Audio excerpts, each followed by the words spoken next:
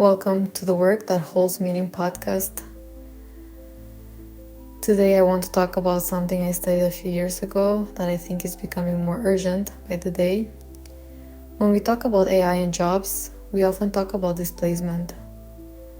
The fear that a machine will do your work and you'll be out of a role. But the question I became passionate about in this research is not just whether AI changes jobs, it's who is responsible for making sure it changes them for the better. And specifically, what role do AI startups play in that? I refer to AI startups as new ventures that develop AI-powered solutions such as customer service AI chatbots, autonomous delivery robots, or autonomous bartender robots. So when you buy an AI-powered product, you're buying a series of decisions that someone, usually a small team in a startup, made about what tasks are worth automating and what tasks are worth leaving to humans. Those decisions have huge consequences for workers, and most of the time those decisions are made without much oversight, without much reflection, and under commercial pressure. That's what this research was about.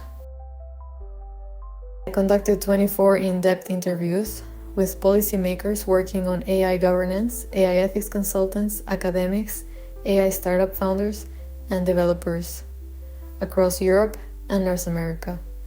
The focus was the service sector, hospitality, healthcare, restaurants, hotels, places where AI is arriving fast, where jobs are already physically and emotionally demanding, and where the workers are among the most vulnerable. We wanted to understand one thing: can AI startups actually contribute to the sustainable social development of the service sector? Can they be a force for decent work? Not just efficient work. The answer we found was complicated. Let me start with the wider ecosystem, because you can't understand the startups without understanding what surrounds them. Almost every single person I interviewed brought up other actors when I asked about AI startups' responsibilities: governments, investors, service providers, consumers.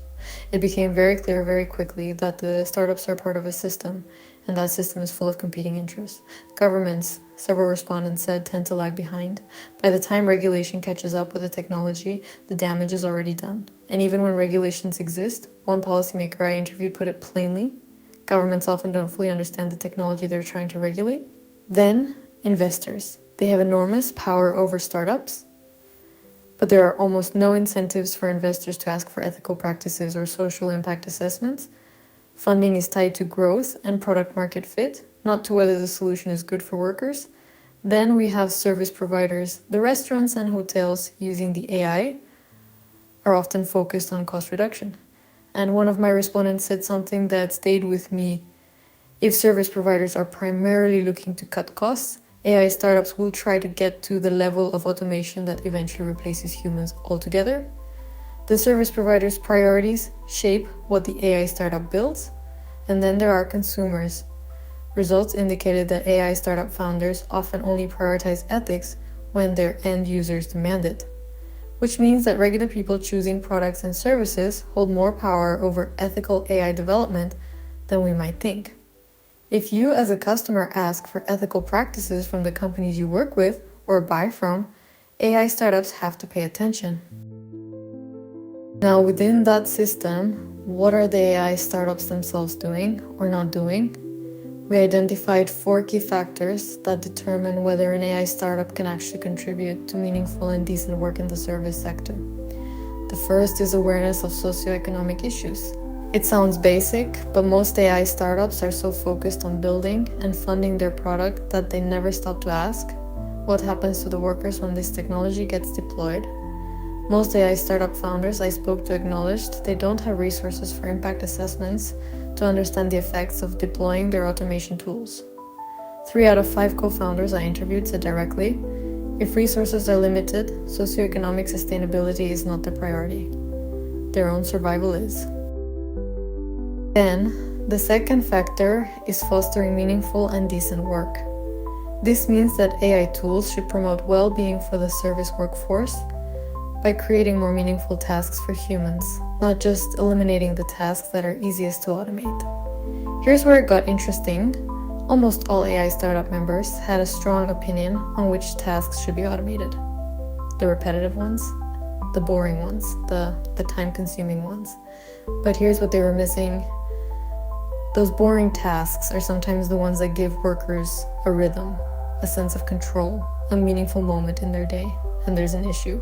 2 AI ethics consultants in our study pointed out that deciding which jobs are meaningful is an ethical judgment, and AI startups are currently making that judgment without much oversight. The third factor is systematically applying AI ethics. What I found here was that most startups don't have a structured approach to ethics at all. Ethical guidelines are seen as a cost, a distraction from getting to product market fit. One startup member told me that in their case, they didn't think their AI solution was compromising human well-being.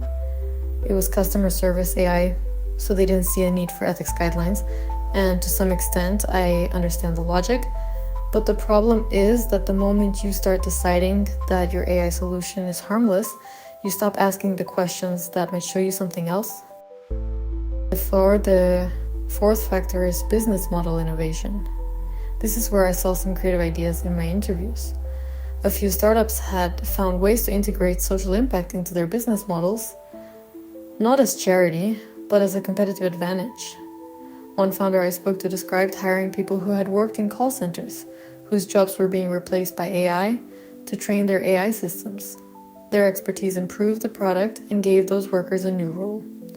Another startup founder described investing a portion of their revenue in education programs for workers whose jobs they had disrupted.